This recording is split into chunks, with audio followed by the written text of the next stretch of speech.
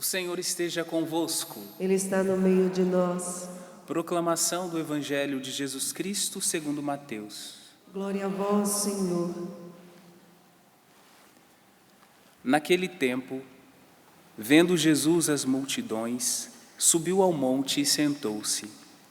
Os discípulos aproximaram-se e Jesus começou a ensiná-los. Bem-aventurados os pobres em espírito, porque deles é o reino dos céus. Bem-aventurados os aflitos, porque serão consolados. Bem-aventurados os mansos, porque possuirão a terra. Bem-aventurados os que têm fome e sede de justiça, porque serão saciados. Bem-aventurados os misericordiosos, porque alcançarão misericórdia. Bem-aventurados os puros de coração, porque verão a Deus. Bem-aventurados os que promovem a paz, porque serão chamados filhos de Deus. Bem-aventurados os que são perseguidos por causa da justiça, porque deles é o reino dos céus. Bem-aventurados sois vós, quando vos injuriarem e perseguirem, e mentindo, disserem todo tipo de mal contra vós por causa de mim. Alegrai-vos e exultai, porque será grande a vossa recompensa nos céus. Do mesmo modo, perseguiram os profetas que vieram antes de vós. Palavra da salvação. Glória a vós, Senhor.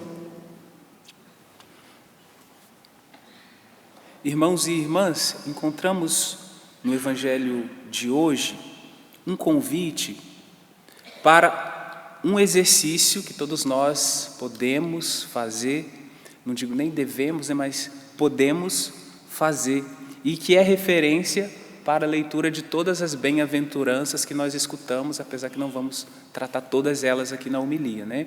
Mas é o ponto de referência. Que tipo de exercício espiritual é este que nós podemos fazer a partir do Evangelho proposto nesta segunda-feira? Então, este exercício espiritual especial proposto pelo Evangelho é o de aprender a olhar as coisas por um ângulo diferente e perceber que elas nem sempre são aquilo ali que parecem, né, que se apresentam. Então, realidades que são aparentemente ruins, o Evangelho de hoje nos ensina a olhar com profundidade espiritual, a olhar na ótica da fé. Por exemplo, se falarmos de aflitos, bem-aventurados os aflitos. Em si, viver na aflição não é uma coisa assim boa, né, que todo mundo deseja. Eu quero viver aflito nesse mundo, eu vim aqui para isso, esta é a minha vocação, viver aflito. Então, nós devemos olhar para essa realidade da aflição com um foco diferente, com um foco de uma pergunta do que há de positivo por trás dessa realidade. E o Evangelho nos ensina tudo isso hoje quando diz, por exemplo, bem-aventurados, né, os aflitos e tantos outros que são mencionados, mas logo depois diz de uma consequência ou uma recompensa a partir do modo como você vive aquela realidade. Então, a pergunta: o que está gerando a aflição? Então, é uma aflição gerada por realidades que dizem mais dos meus vícios e dos meus egoísmos, ou uma aflição que parte de uma virtude?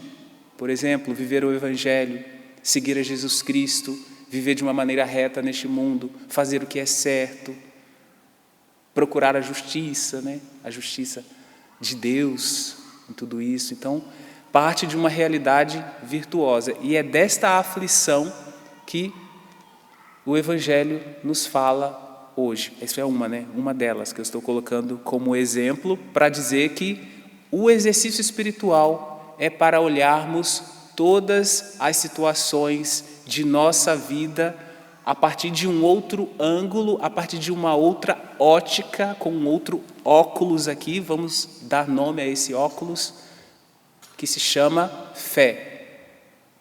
Então, se olhamos apenas de maneira crua, a partir da nossa maneira de interpretar, pode ser uma realidade muito penosa e pesada para nós.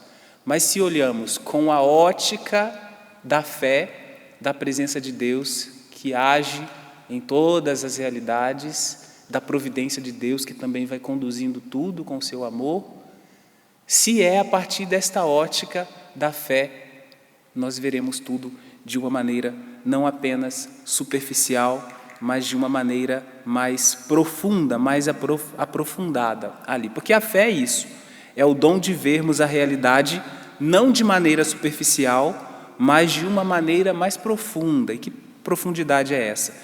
É uma profundidade que supera a aparência de coisa ruim, a aparência de tristeza, a aparência de aflição, mas entra no sentido espiritual, não apenas no sentido material. Porque o sentido material seria o quê? Eu estou sofrendo. Mas o sentido espiritual tem algum sentido este sofrimento. Não sei se consigo me explicar neste ponto. Tem algum sentido. Isso é visão de fé. Isso é ter o sentido espiritual. Isso é procurar também, e aqui também nós podemos pensar em relação a como nós podemos crescer na virtude quando tem uma situação, aparentemente, é uma palavra que eu repito aqui várias vezes, porque é aparente, aparentemente ruim. Como que nós crescemos uma visão de profundidade espiritual, mas também de uma visão de compreender o que há de virtuoso naquele fato. Então, podemos pensar assim, aparentes derrotas são, na verdade, vitórias, como um exemplo que eu posso colocar aqui para nós, que serve para todo mundo aqui. Quando você, numa discussão, você deixa alguma situação para lá, porque muito mais importante do que você vencer aquela discussão é você ganhar o irmão ou a irmã, manter a amizade, né, manter o respeito, porque aquilo que era o foco ali da discussão não era assim, não é que seja uma coisa assim tão importante, né? Então, naquela discussão, você faz a opção de silenciar e você perde. Então, é uma aparente derrota na discussão, mesmo estando certo, mesmo tendo todas as motivações para continuar ali gritando, esperneando, dizendo, tentando convencer, você faz a opção de silenciar. Então, eu silencio, porque eu quero o bem do irmão, da irmã, quero crescer junto ali, ajudá-los, e vai ter um momento oportuno que eu vou poder voltar, talvez, a este assunto. Naquele momento, você perdeu. Então, é uma aparente derrota, porque é uma derrota para essa realidade ali. Você perdeu a discussão, você perdeu. É uma situação específica ali de derrota, de silenciar para ganhar o irmão ou a irmã. Então, você perdeu para as realidades materiais, mas em que você ganhou? Você ganhou nas realidades espirituais, né? Mas ao mesmo tempo você cresceu na virtude. Então você venceu. Materialmente, todo mundo vê derrota e até mesmo você vê derrota. Mas se interiormente a sua motivação foi ganhar o irmão, você cresceu na virtude. Você viveu a virtude da humildade, até do desapego, podemos dizer, e você venceu. Então, por isso que eu digo que é uma aparente derrota. Mas você ganha para as realidades espirituais, ganha para as coisas de Deus. Isso é muito bonito, este exercício que o Evangelho deste dia nos convida. E onde estamos nós no Evangelho das Bem-aventuranças? Onde nos situamos neste Evangelho de hoje?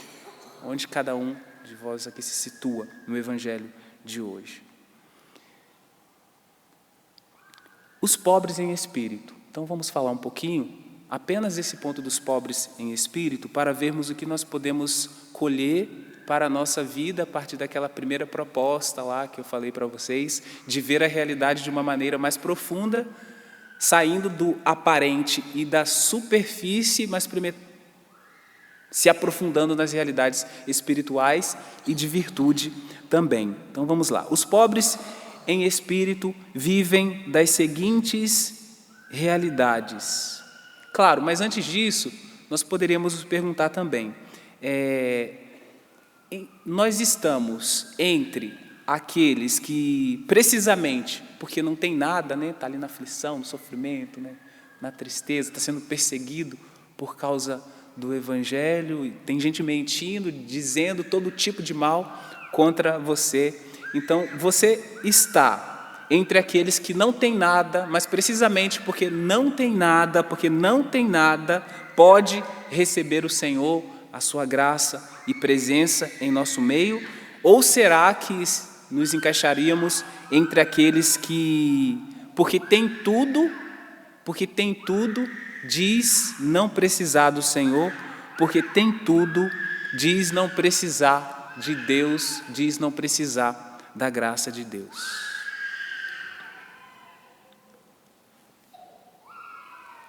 Os pobres em espírito vivem das seguintes realidades.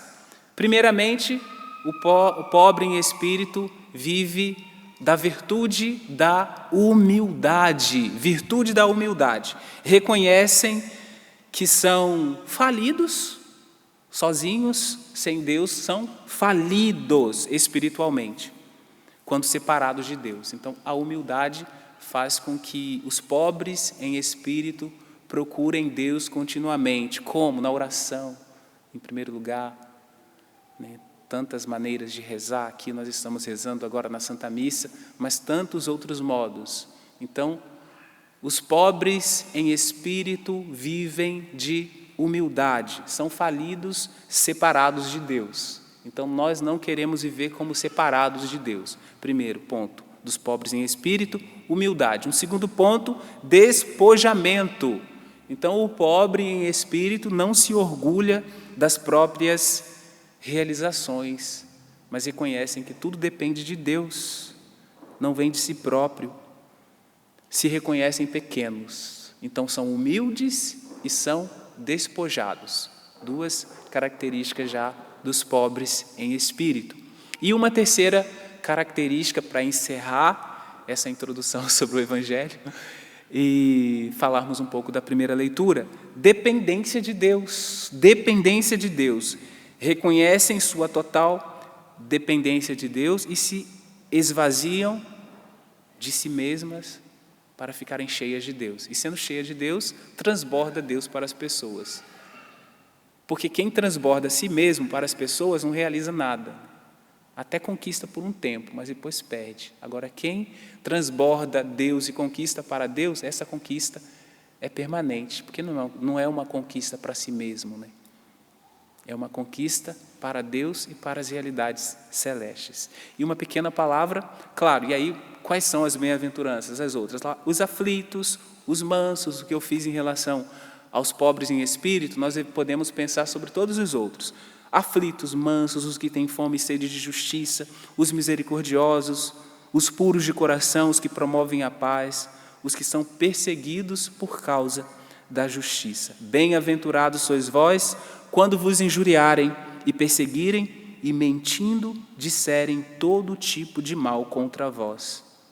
Mas depois o Evangelho afirma: será grande a vossa recompensa nos céus, porque assim também perseguiram os profetas e o próprio Jesus.